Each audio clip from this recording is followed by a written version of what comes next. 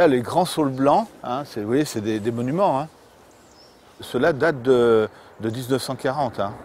C'est vraiment les arbres qui ont commencé à constituer le biotope.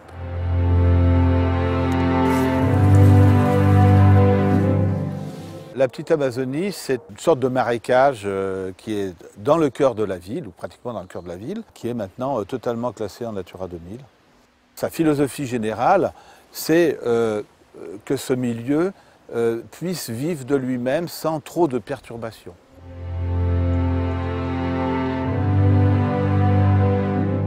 Donc ici, on a des habitats prairiaux, des habitats arborés type saulet, avec plusieurs types de saulets, et on a des habitats de grands roselières.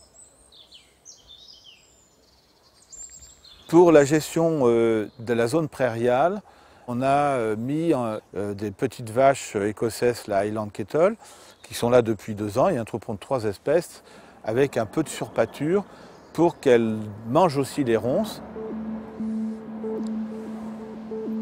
La petite Amazonie, c'est un lieu où la place est donnée d'abord à la biodiversité avant l'homme. Mais on ne peut pas non plus, comme on est en ville, le soustraire complètement à l'homme. Donc on a choisi une fréquentation dont on pense que l'impact sur le milieu sera faible, avec un taux de 500 personnes an.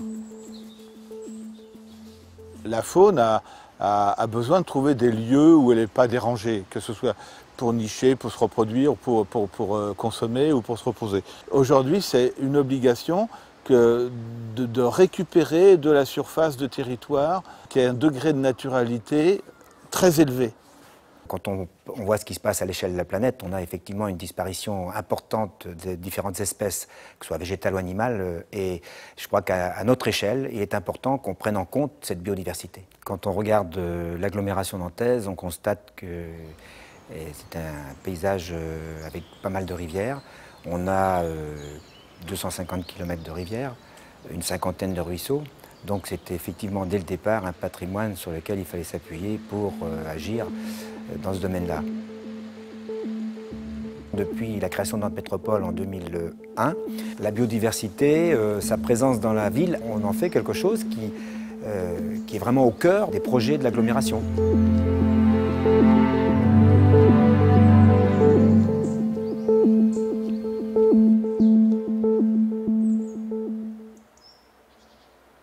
Nous sommes ici à l'embouchure du Sens, donc en plein cœur de la ville de Nantes, sur les bords de l'Erdre, le long d'une coulée verte, donc celle du Sens, qui s'écoule en fait depuis Sautron à l'amont de l'agglomération jusqu'à Nantes. Cette coulée verte a fait l'objet d'un programme de restauration de milieu depuis déjà quelques années. Et tout l'intérêt de travailler à la restauration de ce corridor, c'est de favoriser encore davantage la nature en ville. Donc il y a un intérêt tout simplement vis-à-vis des espèces qui y vivent, mais également pour les habitants, puisqu'en fait ça participe au cadre de vie de tous les habitants de l'agglomération. Ce corridor, c'est la mise en lien de tous les espaces naturels et agricoles entre eux, de manière à ce que les espèces puissent se déplacer, se reproduire, se nourrir en fait au sein de ces espaces.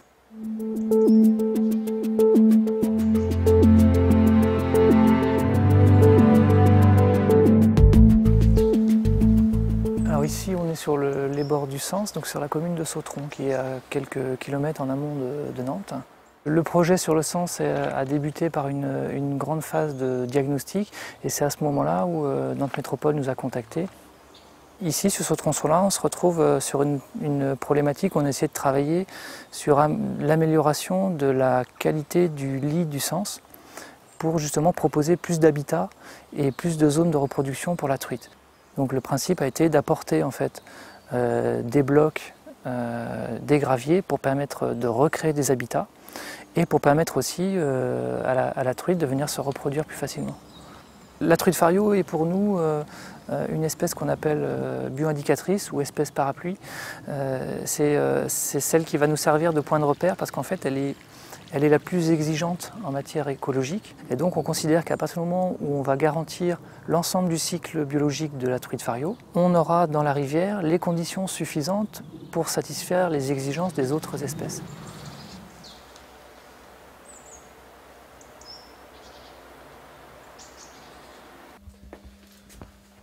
Typiquement un oiseau qui est recueilli, une chouette effraie. Au centre vétérinaire de la faune sauvage et des écosystèmes des Pays de la Loire, on recueille des animaux sauvages blessés dans le but de les soigner et de les relâcher dans la nature. C'est 1000 à 1500 animaux qui sont soignés chaque année au centre de soins. La faune sauvage est présente à Nantes, même en grande quantité, et d'après les observations, on remarque que la plupart des animaux sauvages généralistes qu'on retrouve à la campagne sont retrouvés à l'intérieur de la ville de Nantes. On parle des espèces généralistes. Donc pour les mammifères, on va retrouver l'essentiel des mammifères, à part les très gros mammifères, style sanglier, chevreuil. Donc on peut trouver du renard, du hérisson, des écureuils, tous les mustélidés, fouines, belettes, etc., les chauves-souris. Et puis pour les oiseaux, c'est pareil, on va retrouver les espèces généralistes. Donc qu'est-ce qui fait que cette on va dire, biodiversité sauvage arrive en ville, et en particulier à Nantes, là, c'est l'ensemble de la trame verte et bleue. En fait, c'est des couloirs pour permettre à la faune sauvage de rentrer dans cet espace très, très urbanisé. Donc après, ce qui fait aussi la richesse de Nantes, c'est qu'à l'intérieur de cet espace urbanisé, il y a des réservoirs verts. Donc en fait, on a un couloir qui amène sur un réservoir, et de ce réservoir, s'il y a des petits corridors biologiques, des petits couloirs verts, la faune sauvage va pouvoir encore se disperser à l'intérieur de la ville. Donc c'est tout ce maillage bleu et vert qui fait la richesse de la ville de Nantes et qui favorise la présence de toute cette faune sauvage. Alors là, on se trouve toujours sur Sautron, sur les bords du Sens. Pour ramener ça au contexte de la trame bleue, ce site-là est assez révélateur de la démarche, puisqu'en fait, d'un barrage existant au départ qui interdisait tout aspect de libre circulation pour le poisson et de continuité écologique globale, c'est-à-dire à la fois le poisson, les autres êtres vivants, mais également les sédiments, puisque la continuité écologique intègre sur les cours d'eau la circulation des sédiments. Donc là, on a travaillé sur justement un rétablissement de cette continuité écologique, avec donc la constitution de bassins qui ont permis donc de casser la chute d'eau, avec donc la mise en place d'échancrures, donc des petits espaces dans lesquels le poisson va pouvoir s'enfiler pour pouvoir franchir l'obstacle. Il faut lutter dans l'urbanisation sur l'étanchéité de la ville à cette migration, de façon à ce que les espèces migrent. Il y a des travaux de fait aujourd'hui sur le hérisson. Le but pour la ville de Nantes, c'est de déterminer les endroits par lesquels passent les hérissons. Et comme le hérisson est ici pris en exemple d'espèce parapluie, grâce à la détermination des cheminements des hérissons, on peut savoir quels passages urbains sont nécessaires à la vie et au déplacement de la plupart des espèces sauvages. Et tout ça, c'est dans un but de travaux d'urbanisme ultérieurs, pour essayer de faire les travaux et les aménagements du paysage de façon intelligente et qui préserve la faune sauvage.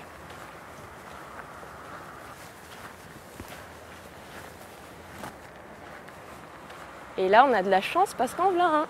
Salut, toi! Lui, j'ai pas l'impression qu'il ait déjà été marqué. Donc celui-là, il va porter le numéro 28. Ici, il fait 19. Et il fait 515 grammes. Son pied fait 3 cm.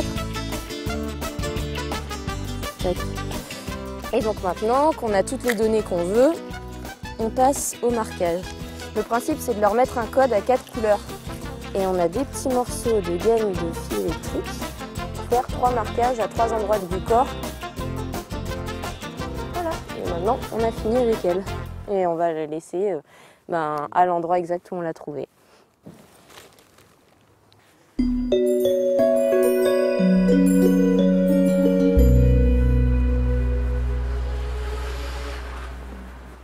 faut toujours réfléchir dans les continuités à ce que ce soit des corridors écologiques animaux, mais on oublie toujours que les végétaux sont aussi en migration. Évidemment, l'animal va jouer un rôle dans les migrations. Ça, c'est pour tous les végétaux dont la dispersion des graines est zoochore, hein, c'est-à-dire qu'elle est transmise, c'est les animaux qui les transportent, soit en mangeant les graines, soit les graines s'accrochent à leur revêtements, plumes, poils, etc. Donc ça, c'est important. La deuxième, on oublie toujours que les végétaux se déplacent plus que les animaux pour tout ce qui est les graines qui sont emportées par le vent. Donc c'est indispensable d'avoir des zones pas trop aménagées par l'homme pour qu'on ait des relais à certaines espèces. Cette toute petite plante-là, qui est à peine visible de loin, c'est l'espèce de plante la plus rare du bois Saint-Louis qui ne pousse que sur des sources qui sont inondées en permanence été comme hiver. On a fait des comptages de la station, on fait un suivi pour voir si elle se porte mieux ou moins bien. On est ici au bois Saint-Louis au cœur de Nantes, donc, qui forme un petit réservoir de biodiversité de quelques hectares au milieu de la ville, qui fait partie de la vallée du Sens, qui elle-même fait partie de la trame verte et bleue qui traverse Nantes. Les espèces sauvages qui vivent dans ce bois relativement préservé peuvent, grâce à la vallée du Sens, circuler, s'échanger génétiquement parlant, et donc ce qui permet une meilleure conservation des espèces sauvages en général. On se trouve à côté d'une mare temporaire, donc elle se remplit d'eau à chaque hiver. Et ici, on peut observer la reproduction de la grenouille agile. Donc, c'est le genre d'espèce sauvage qui aurait pu disparaître s'il n'y avait pas la trame verte et bleue et la vallée du Sens. Parce que petit à petit, par la consanguinité, voilà, elles deviennent plus sensibles aux maladies, aux prédateurs. Et la population aurait disparu complètement si elle n'était pas connectée grâce à la coulée verte aux autres milieux naturels autour. Pour la restauration de la vallée du Sens, on a pu apporter notre expertise en tant qu'association naturaliste et d'environnement implantée depuis longtemps sur le département. Dans les phases de concertation avant les travaux, on a pu conseiller à Nantes Métropole des orientations de gestion qui seraient optimales, qui permettraient de se rapprocher le plus possible d'un milieu complètement naturel.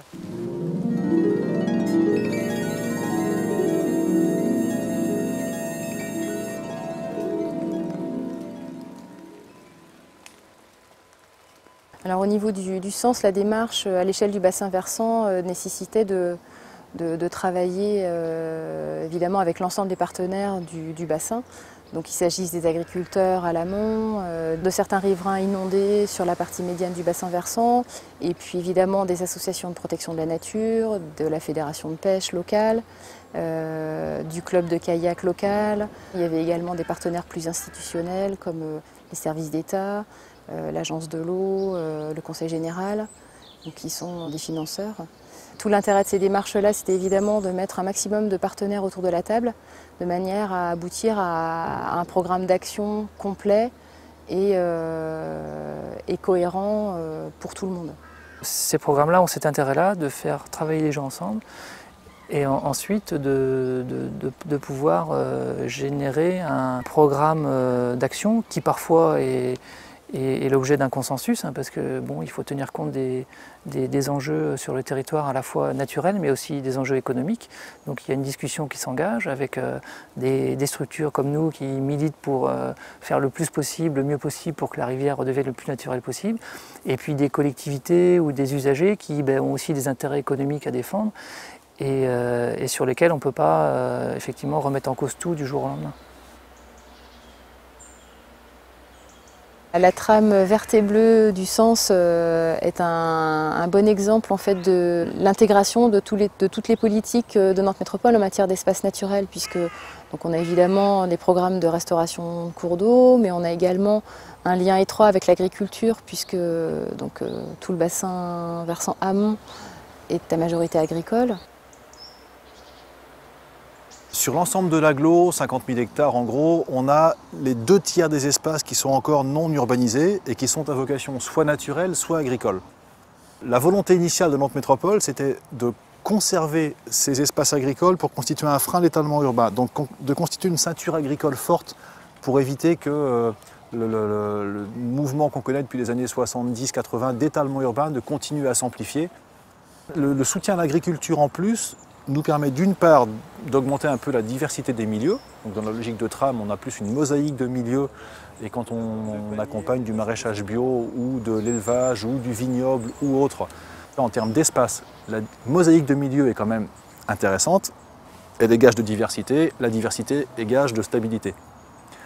Donc c'est toujours plus intéressant de conserver ces espaces naturels ou agricoles, même s'ils sont exploités, ce n'est pas un problème, pour pouvoir faire rentrer justement et respecter ces corridors. Pourquoi maintenir de la biodiversité en ville? C'est que même si aujourd'hui on revient vers une densification urbaine, on s'aperçoit que l'urbanisation continue à se développer. Si ce n'est pas à travers du logement, c'est à travers des zones industrielles, commerciales et autres. Donc on perd constamment de la surface, et que c'est important que ces grands mégapoles ou micropoles, etc., peu importe comment on les appelle, ne soient pas des coupures au fonctionnement de ces trames. Nantes est effectivement pionnière en matière de trame verte et bleue. C'est quelque chose que nous partageons aussi avec d'autres intercommunalités. L'exemplarité de Nantes Métropole sera forcément contagieux quelque part par rapport aux autres intercommunalités pour lesquelles ils ne partent pas de zéro. Hein. Il y a toujours eu ici ou là des initiatives à l'échelle des communes. Mais l'intérêt d'affirmer ça dans le cadre du SCOT, c'est de donner la dimension vraiment plus large à l'échelle de l'estuaire, qui est vraiment quelque chose d'essentiel dans notre région, pour arriver à ce que tout l'ensemble de ce territoire soit vraiment irrigué par à la fois les ruisseaux, les espaces verts qui les accompagnent, et pour qu'on ait véritablement une trame verte et bleue à laquelle on tient beaucoup.